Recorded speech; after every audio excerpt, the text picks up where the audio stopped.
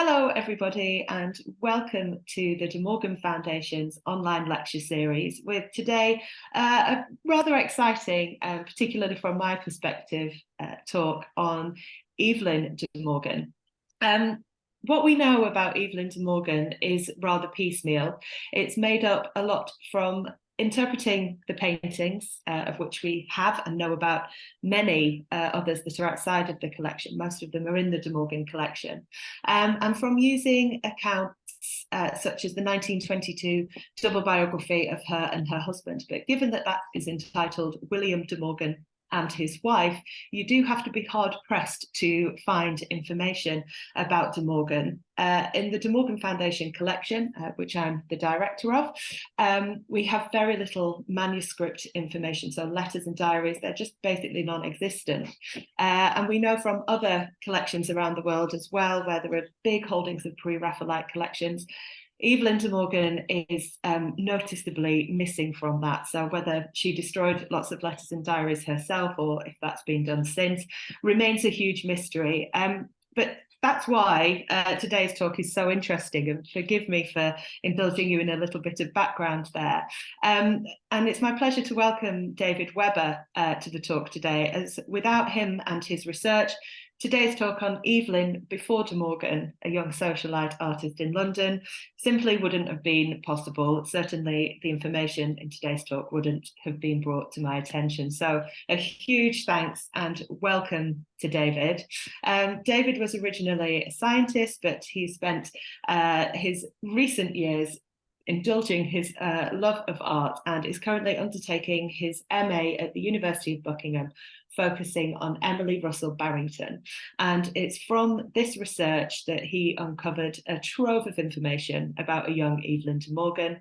And so we're very, very grateful, David, that you got in touch with the foundation and shared this information. But by way of introduction, I'll hand over to you. Thank you so much. Right. Well, thank you, Sarah, and thank you very much for the invitation to contribute to the talk today.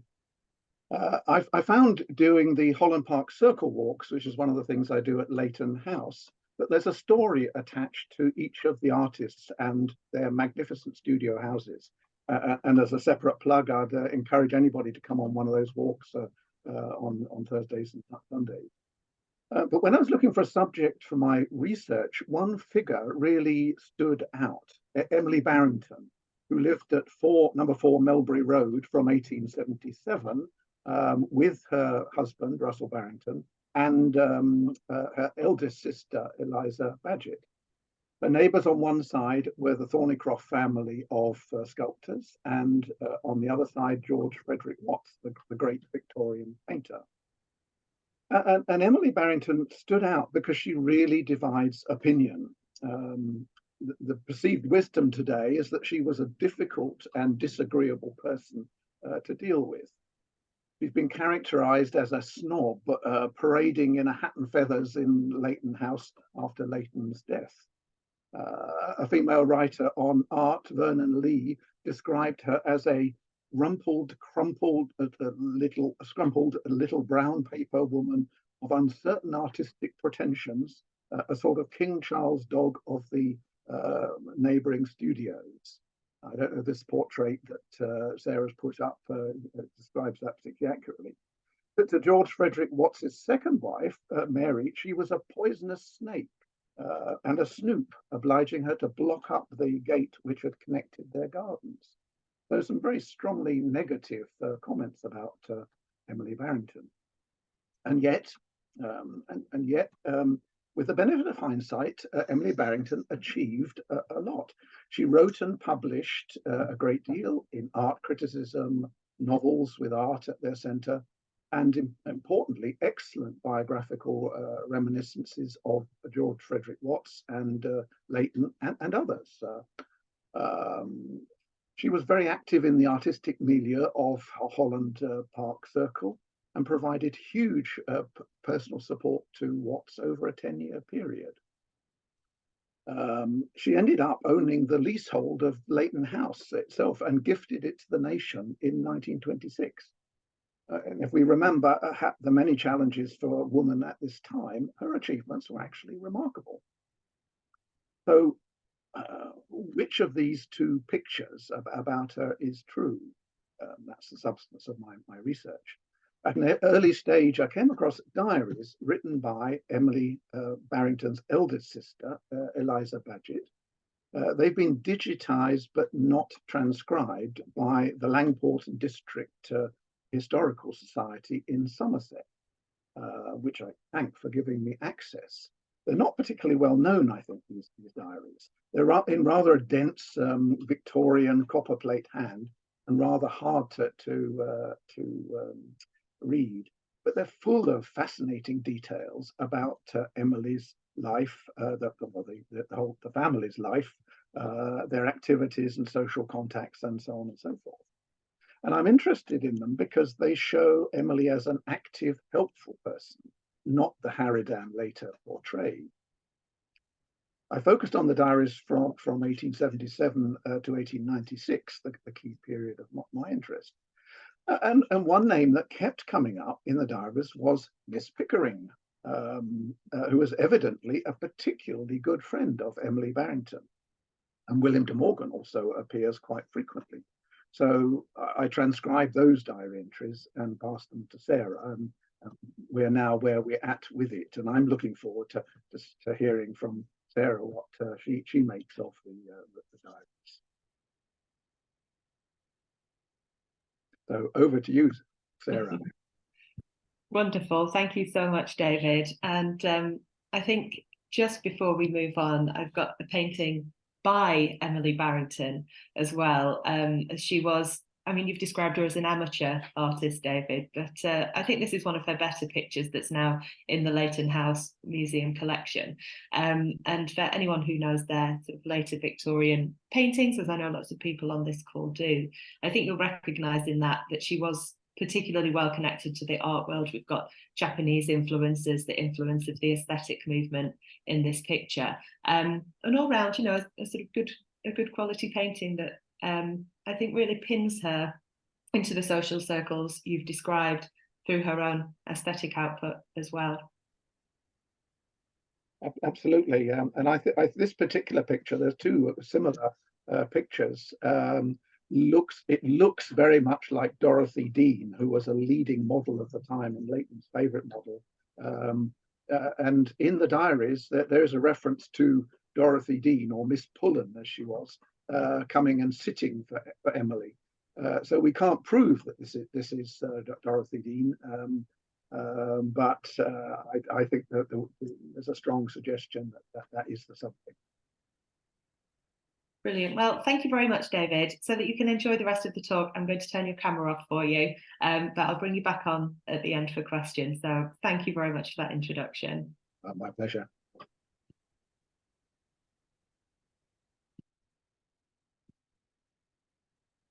And so on to Evelyn Pickering. As David mentioned, she comes up a lot in the diaries of Eliza Bagehot, particularly around her close friendship with Eliza's sister, Emilie, who we've just heard about. I'm just so grateful to David for not least for getting in touch and letting me know about the diaries, but the fact he transcribed every single entry relating to Evelyn Pickering is a phenomenal amount of work, and it has just really shone a spotlight on a period of Evelyn Pickering de Morgan, as we usually refer to her, on her life as a young socialite in London, surrounded by a huge circle of artistic friends, many of them artistic women.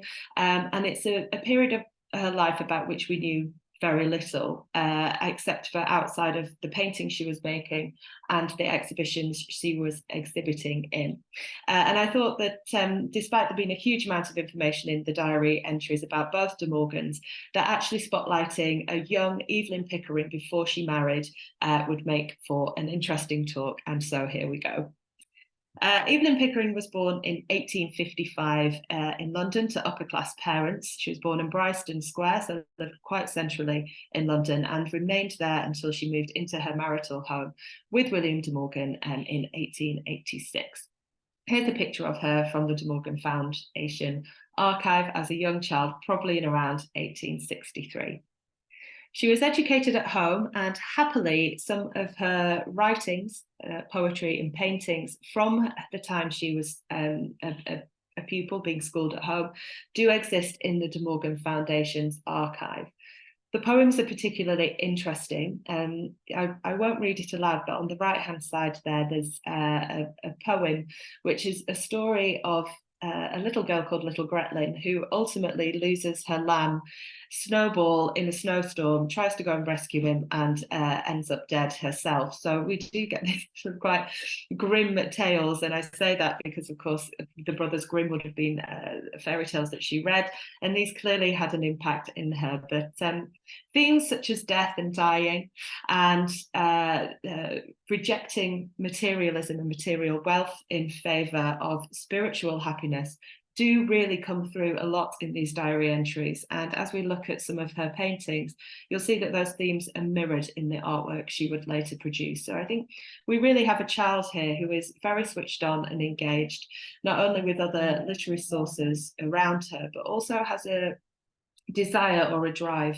to put her own stamp on that and represent some of her own thoughts and feelings on the world around her through her artwork. A story that I particularly like, which is an unfinished play in this collection of stories, poems and plays, is one about a lonely old miser, a king in a castle on his own, and he's furious that his daughter is going to marry someone he describes as a poor church mouse. And the story goes on to basically describe this man as having a love of money, but no spiritual insight. And much later, in 1896, when she was in her 30s, Evelyn de Morgan painted this picture, which is called Earthbound, and very much seems to illustrate that earlier play, that she'd written. We have the old miser here gathering his coins up on a rock as the angel of death approaches him, and he's just completely oblivious to that. Money really is the only thing that matters to him, and we see this joyful spirit flying off into the distance. And he is just completely unaware of that. Side note, it's a painting that Emilie Barrington knew very well, and she included it in her 1919 exhibition of Evelyn de Morgan paintings, which was held at Leighton House Museum on the event of Evelyn de Morgan's death. And she wrote a catalogue entry about it. So I think this just shows the respect she had for her artist friend, and the fact she wanted to commemorate her after her death and celebrate her art and share that with a wider public. Anyway, back to the 1870s. This is a picture of Evelyn de Morgan when she was probably aged 19 or 20. You can see that she's wearing a clip-on lace collar and something that looks rather like an artist's smock, but very different from the very showy, dressy fashion of this period, and instead more an aesthetic or very sort of artistic way of dressing, very loose-fitting fabric, really going against the grain for very fitted corsets. And the same with her hair, sort of looks like she's brushed it and pinned it rather than having that styled or wearing a hat. So this starts to hint at the sort of person that she is. And now that we have the information from the diaries, that really does back up this idea that she was sort of quite a liberal, free-spirited artist living in London in the 1870s. By the time that picture was taken, de Morgan had been a student at the Slade School of Art since 1872, a radical new art school which not only admitted women, but allowed them into the life rooms to draw from the nude model. Well, partially nude, most of the time they were draped, and you can see the nappy here in this illustration of women and men sketching away from the life model, and in a drawing by Evelyn Pickering, just see the signature here, E. Pickering, of her sketch made in the life room at the Slade School. So from an early age as an artist, she really was sort of honing her craft and producing really quite wonderful studies of the human form. Around 1875 as well, when that picture was taken, we know that Evelyn Pickering travelled independently through Italy, accompanied only by her cousin, Gertrude Spencer Stanhope. I've known that before I had the diaries, and that sort of gave me a hint that we're dealing with a young woman who is unafraid of social constraints. The two young women travelling together alone through Europe with no chaperone, ultimately meeting up with their maternal and paternal, for Gertrude's, uncle, John Rodham Spencer Stanhope, who had moved to Italy to somewhere called Bellascardo, just outside Florence, and taken a lease on the beautiful Villa Nuti in 1873. And the two young women went to stay with him there, but then did travel independently throughout Italy. De Morgan, ever the artist, took to sketching little vistas of Italian towns and cities when she was there. And you quite often see Italianate landscapes in her painting. So this time spent in Italy really was a huge influence to her. And we see elements of some of the paintings that she saw firsthand, usually in churches and cathedrals, from this trip to Italy that later reappear in some of her paintings. So on the left-hand side, we have a fresco painting by the early Renaissance painter Giotto of St. Francis, pictured here. You just see the stigmata, marrying this imaginary figure of holy poverty, i.e. dedicating himself to a life free of material distractions so that he can focus solely on his spiritualism, and that's presided over by the figure of Christ here. And so for someone who'd previously written a poem about an old miser only interested in his money and not having love for his children, this image, clearly would have spoken to De Morgan. And on the right-hand side, we have her painting of 1896, The Crown of Glory, in which we have a similar narrative. So we have a young queen perhaps here reaching for a crown, but very hesitantly and sort of pulling at the chains from her neck, whilst the figure of holy poverty from the tapestry behind her, very clearly modelled on the Giotto example, looks directly from the tapestry into her picture space and sort of distracts her from her own taking of the crown or the idea of material wealth, and perhaps she's debating having a spiritual renaissance of her own and focusing instead on Christian spirituality rather than material wealth. And so onto the diary entries, just giving you a bit of a background about the sort of person Evelyn de Morgan was up until 1875, when what she was, travels through Italy and attending the slave school. But then we get her the first entry that appears in Eliza Bagehot's diaries from 18th of January, 1876. And she says that she fetched Emilie Barrington at 2, and she fetched her pictures and Miss Pickering's from the National Gallery and left them at the Dudley Gallery. So this first insight shows an active artist in Evelyn Pickering, someone who's visiting galleries in and around London. I'd always assumed she must have gone to the National Gallery, but now here's some lovely proof, and leaving pictures at the Dudley Gallery. So in 1876, Evelyn Pickering did exhibit at the Dudley Gallery. She exhibited a picture called St. Catherine of Alexandria, which unfortunately was destroyed by a fire in 1991, and I don't have a very good image to show you. So instead, I've gone for Cadmus and Harmonia, exhibited at the Dudley Gallery a year later in 1877, a picture drawn from the episode in Ovid's Metamorphoses, where Cadmus is turned into a serpent by the gods for disobeying them, and his wife Harmonia begs for the same fate so that they can once again be reunited. A stunning picture which would not have looked out of place amongst paintings by some of the greater or better considered, better acknowledged male artists of the time. It very much fits into the fashion of the day with the elongated composition. And a beautiful figure there in Harmonia, very accurately rendered representation of the human form, where you can really see that flesh has been accurately portrayed, and this is very much due to the training Evelyn would have had at the Slade School of Art. The second and third entries in the diary, we've got the 18th of November 77, where Eliza walked in Mr. Watts's garden, of course, the artist G.F. Watts, with Russell Barrington, Emilie's husband, and Miss Pickering. And Miss Pickering came for coffee and went to church with Emilie. And then an entry from a year or so later to say that Hetty Wedgwood had called with Emilie, and Miss Pickering came back from church and spent the evening. And the reason for including that is I wanted to show that in the diary there are a number of entries that show Emilie and Evelyn going to church together. And I think this is interesting because the spiritualism that would come later to Evelyn sometimes overshadows the fact that she was a devout and practicing Christian.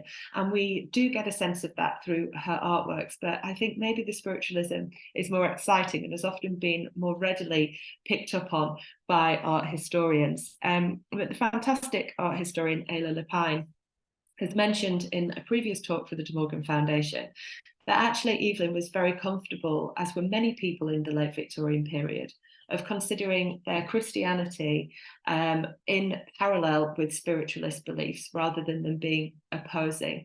And I certainly think in Evelyn Pickering's case that is true. And here we have a painting from 1875 of Tobias and the Angel, which is a painting that absolutely depicts a biblical image. We've got the Archangel Raphael there with the young Tobias accompanying him on a trip, and you can see that he's got a fish here which he's taken the vital organs out of, as they were believed to bring good fortune, and these are held here in a box which the angel carries for that sort of ultimate divine protection.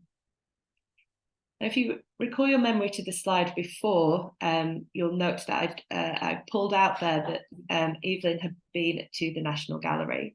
And I don't think that we can overstate the importance of Italian Renaissance painters and their impact that they had on Evelyn Pickering when she was a young artist. So on the left here, we have Tobias and the Angel again from 1875. And on the right-hand side, we have Perugino's The Archangel Raphael with Tobias from 1500. I don't think it's too far-fetched to say that this must be a direct influence of the picture.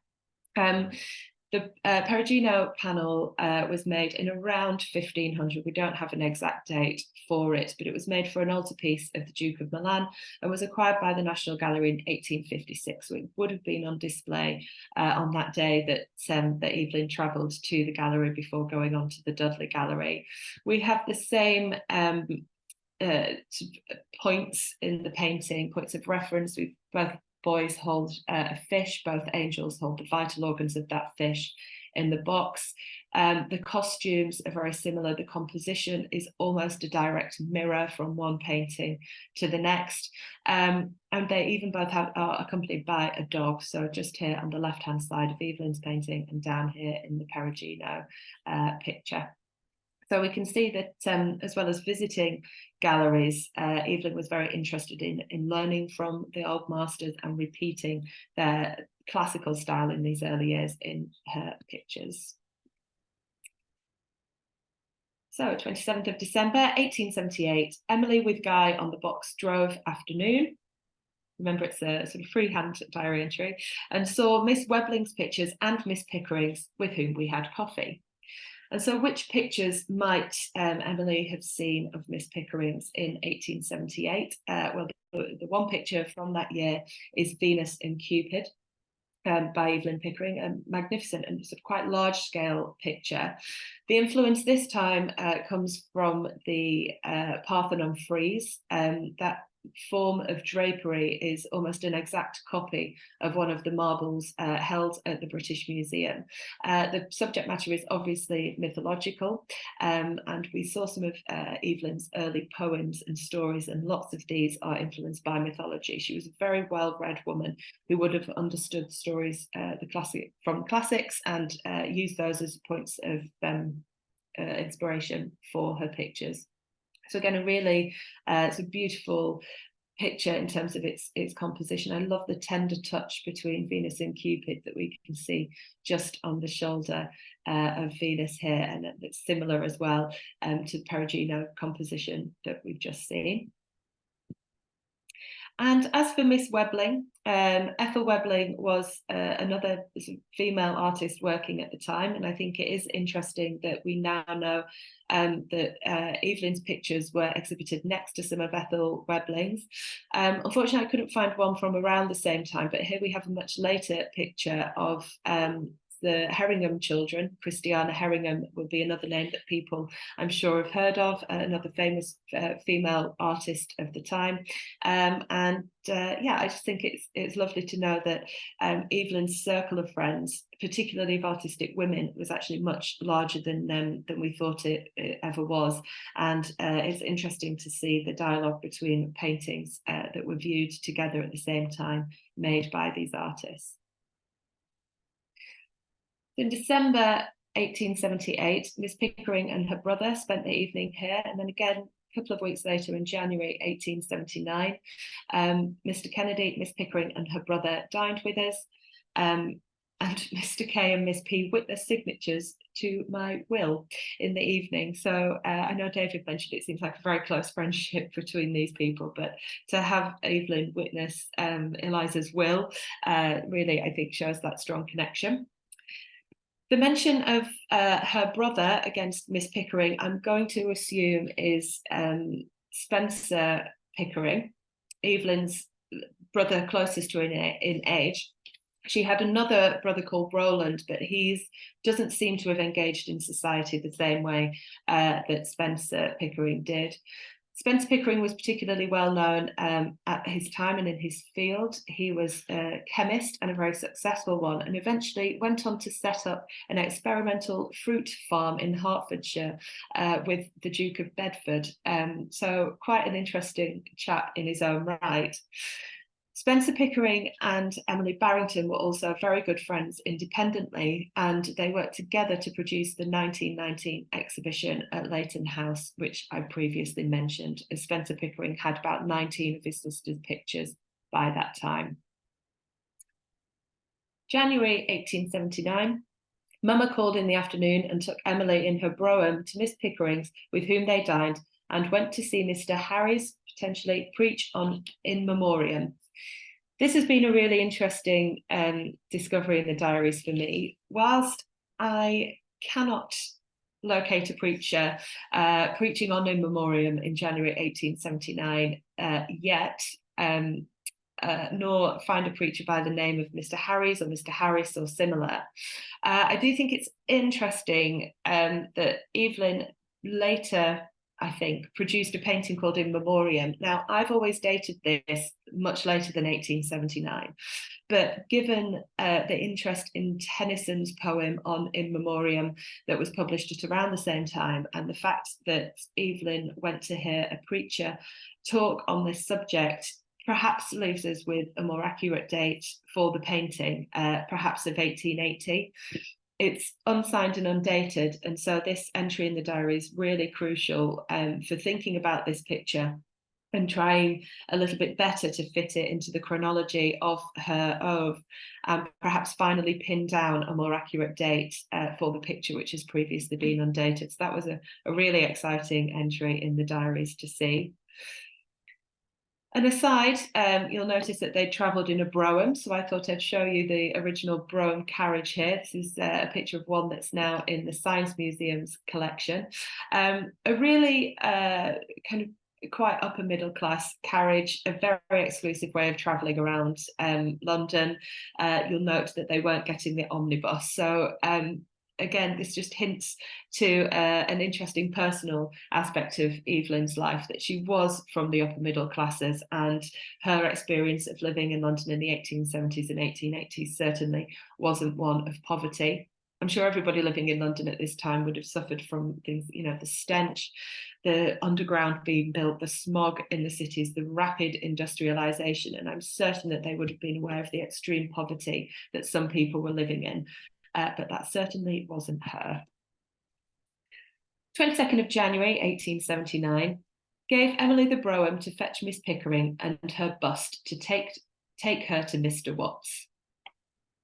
This is a really exciting entry in the diary. De Morgan only ever made a handful of sculptures, and we've always had our suspicions that these were probably made in the 1870s and possibly even made while she was travelling in Italy in 1875. But this pins down the dates of them to sort of a very specific time. The two busts that I think it could be, it's incredibly brilliant to have these entries, but incredibly frustrating that they're not more specific. So it could either be Mater Dolorosa, which was a terracotta bust made by Evelyn, or I think more likely the bronze bust of Medusa. You can see the Gorgon sister here, whose stare would turn you to stone with her wonderful snaky hair. And I love the little snake sort of snaking round on this bust onto the chest of the figure as well. So I think this is our more likely candidate of something she would want to take to Watts. It also shows something really exciting, which is that Evelyn, as a young artist, was relying on G.F. Watts, the great Victorian painter and sculptor, as something perhaps of a mentor, to want to approach him and show him her artwork and what she'd made. I think shows a really close connection, much earlier than I ever thought there was one, between Evelyn and G.F. Watts, and perhaps her reliance upon him and her trusting in his advice to sort of want to develop her artwork and show it off to him. So that's a really lovely connection that's come out of these diaries.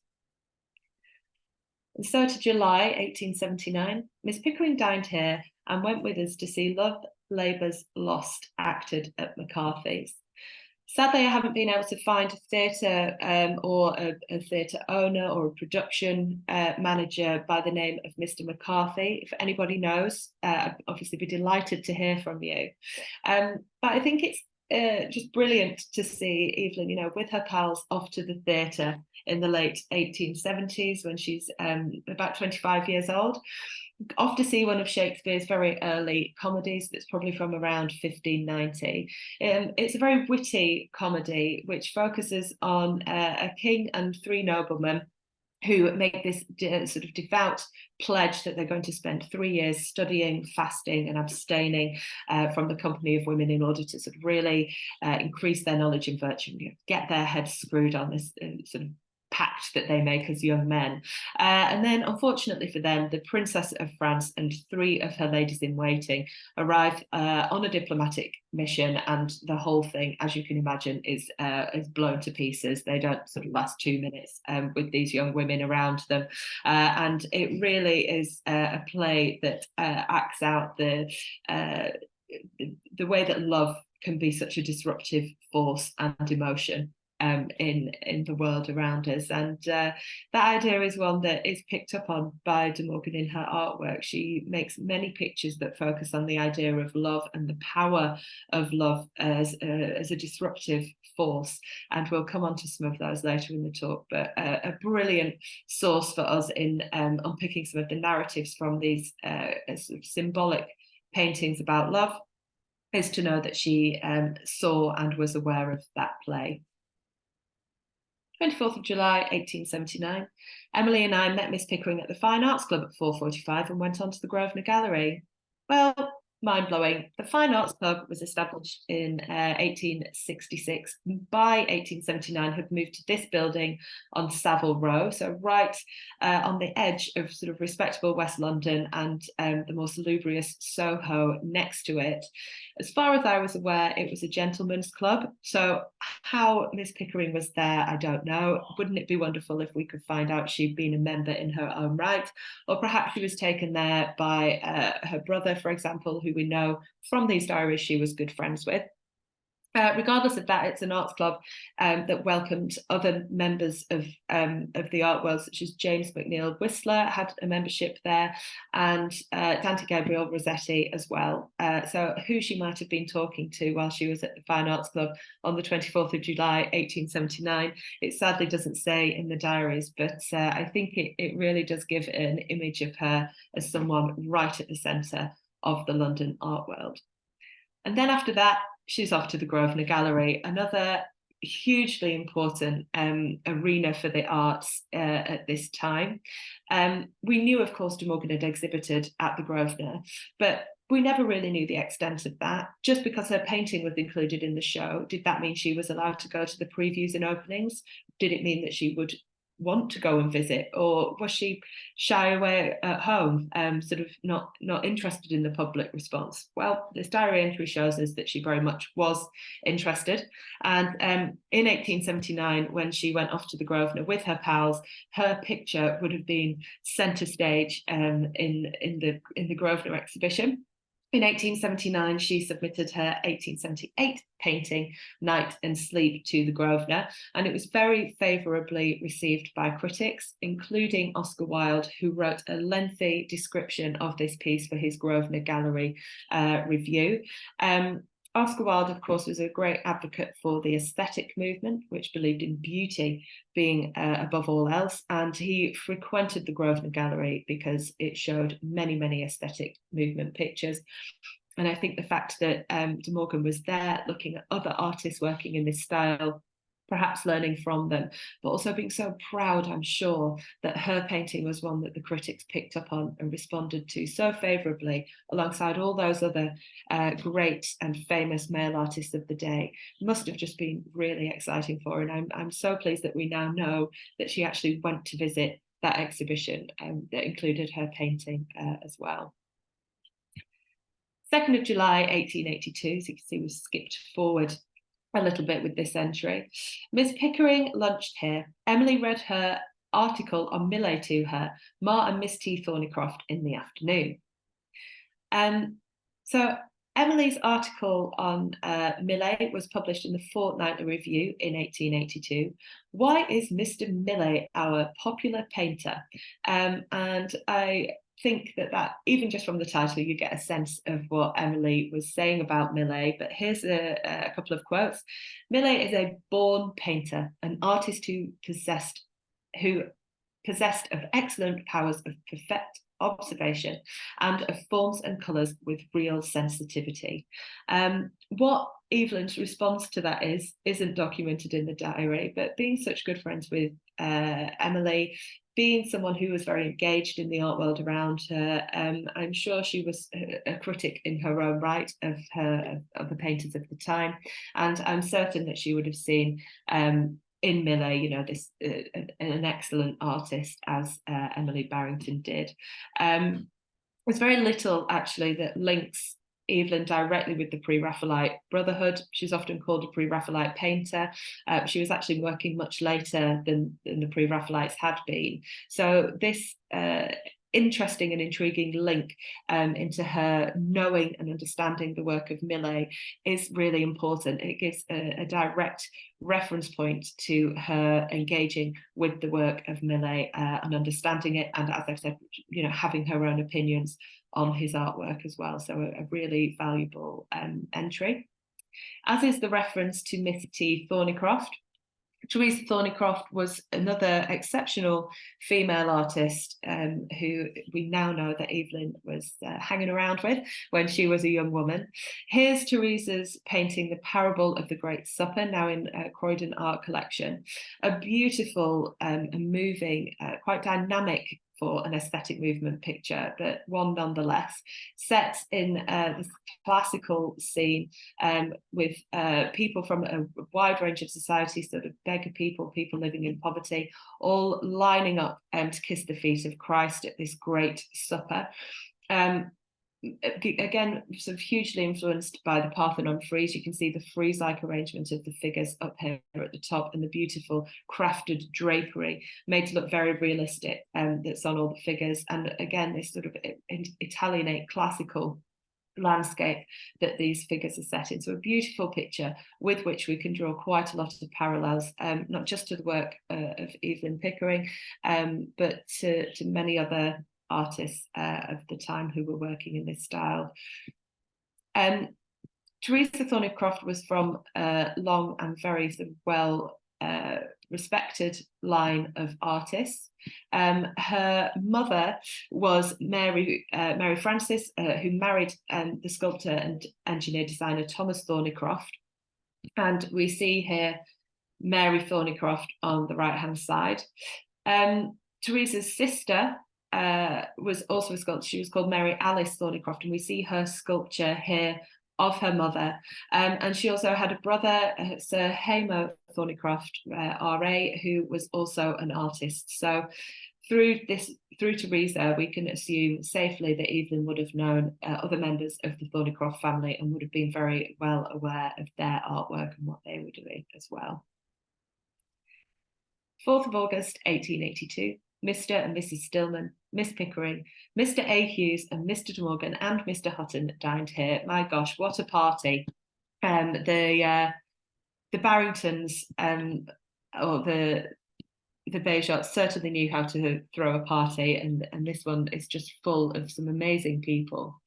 To start with, we have Mrs. Stillman here on the right-hand side, Marie Bartali Stillman, a fabulous artist in her own right, but also a model and muse for many artists, including Julia Margaret Cameron, for whom she posed regularly, and we have her there on the right-hand side. But here's one of her paintings, Love's Messenger, which is a beautiful, delicate watercolour study. Jan Marsh supposes that it was potentially painted at Burne-Jones' studio due to the wonderful bullseye window we see in the background there. Marie had been a pupil of Ford Madox Brown and really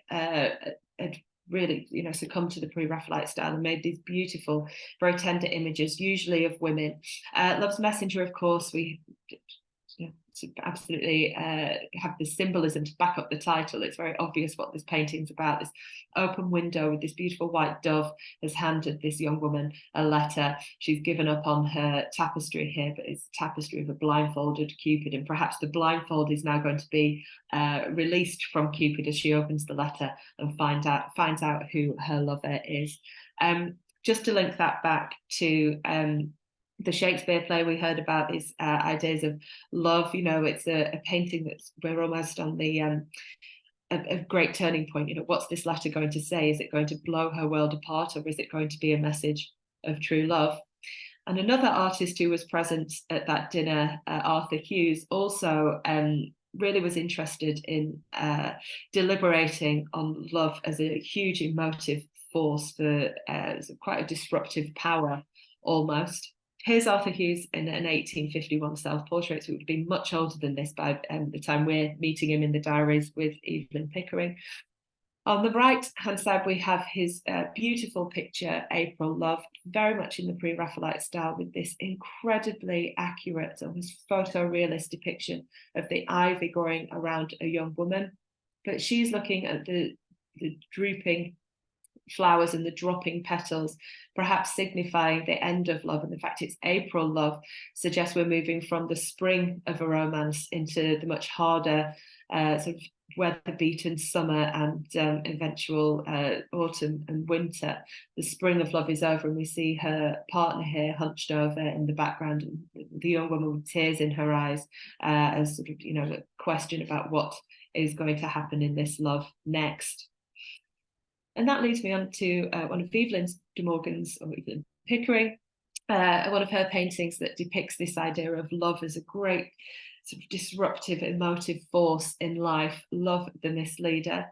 Again, the symbol of a blindfold, as we saw on Bartali Stillman's Cupid, dipping her toes tentatively in this water, being guided only by the music of love, perhaps falsely, as if she carries on her journey, she is sure to sink to oblivion in this sort of quite spooky and imagined landscape. So perhaps in all of these artists, we see an idea that love perhaps isn't all it's cracked up to be, or love as something that's there to be disruptive in this way. And of course, present at this 1882 meeting, William De Morgan, the famous ceramicist and potter.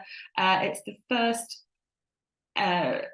factual, written, dated entry that I've ever come across for these artists being in the same place at the same time together. Whether it's the first time they met, I'm not sure.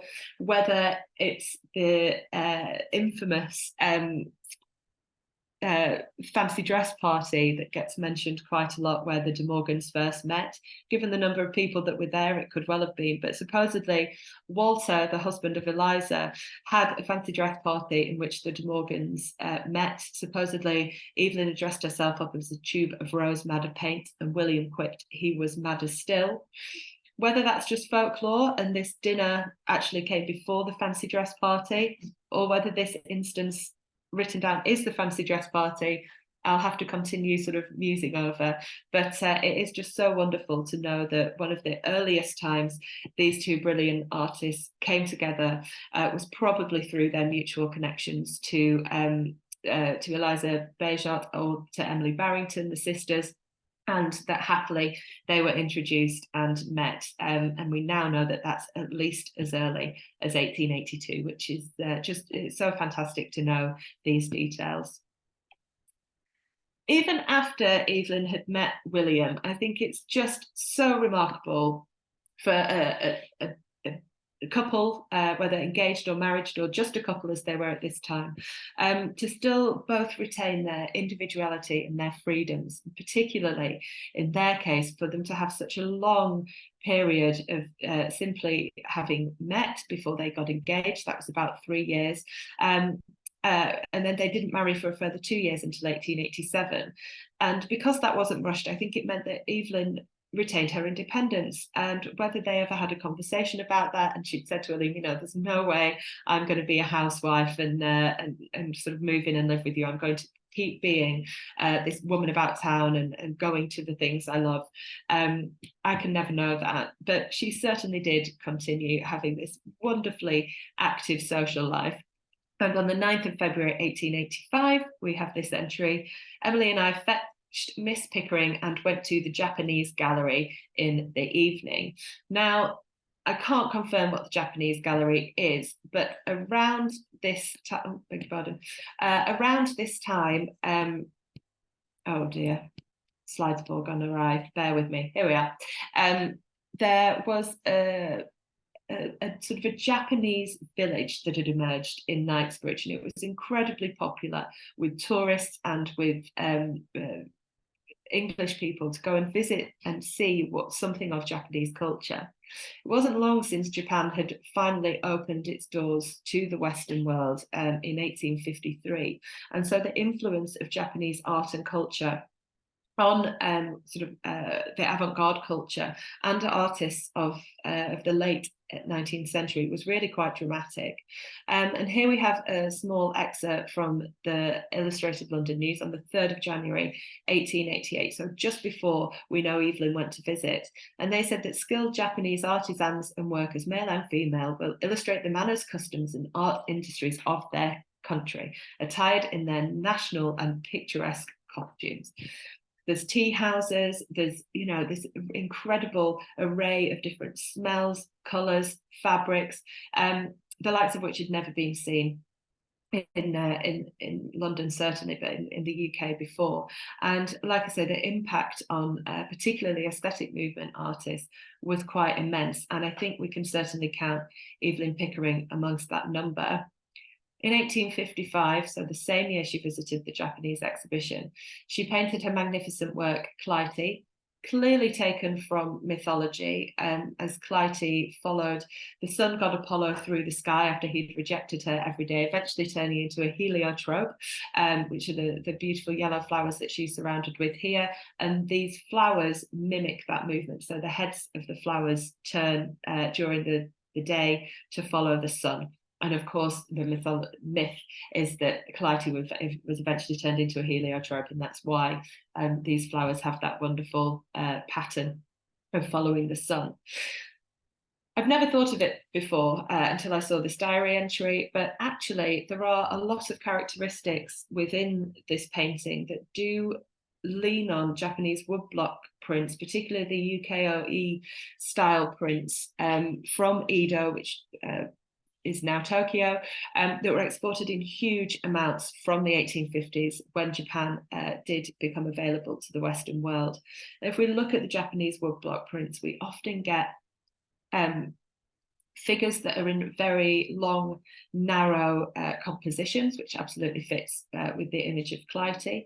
We have young women sort of on their own, taken out of context, which again fits in with this, and lots of floral imagery. Yeah, I think it is a point of interest to be able to compare De Morgan's paintings with the art from Japan, particularly these woodblock prints that were so popular, and perhaps start to think about how and whether at all that could have been an influence on her.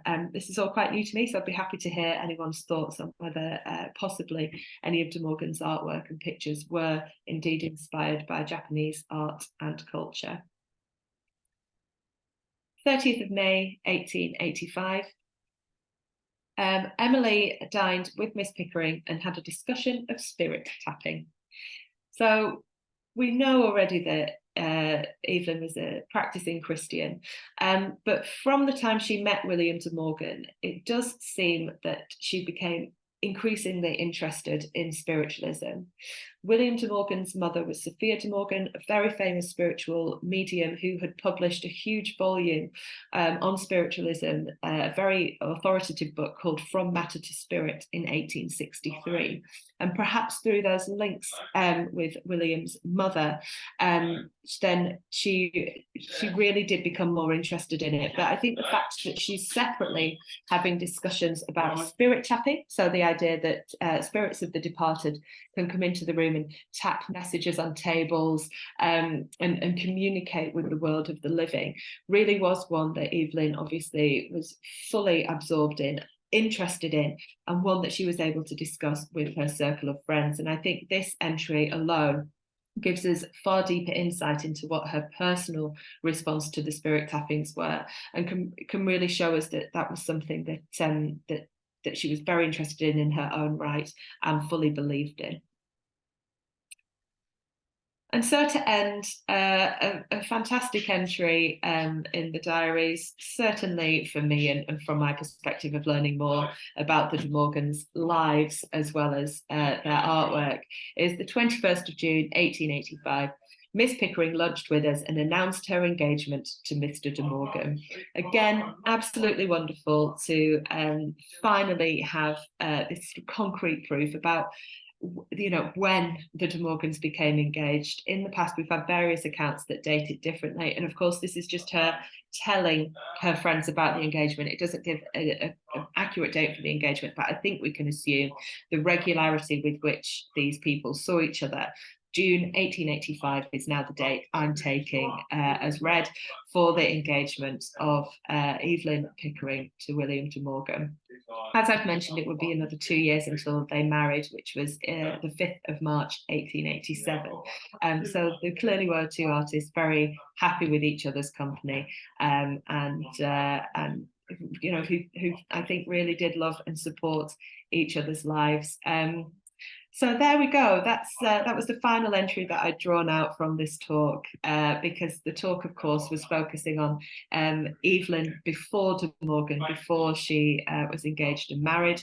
There are many more entries that David very kindly drew out from the diaries for me, which focus on Evelyn's life after De Morgan, William's life before Evelyn, and on the lives of the De Morgans together right up until 1909. So if you want another talk based on the diaries, then please do get in touch, and we can have a look at bringing out some of the other wonderful references from the diaries and display those and have those in another talk. Thank you very much for listening today. I'm going to bring David back on the talk, so do let me know if you have any questions for David about his research. I'm sure he'd be very happy to talk to you about that, or anyone who's got any questions for me on anything that's been in the talk today. Thank you very much.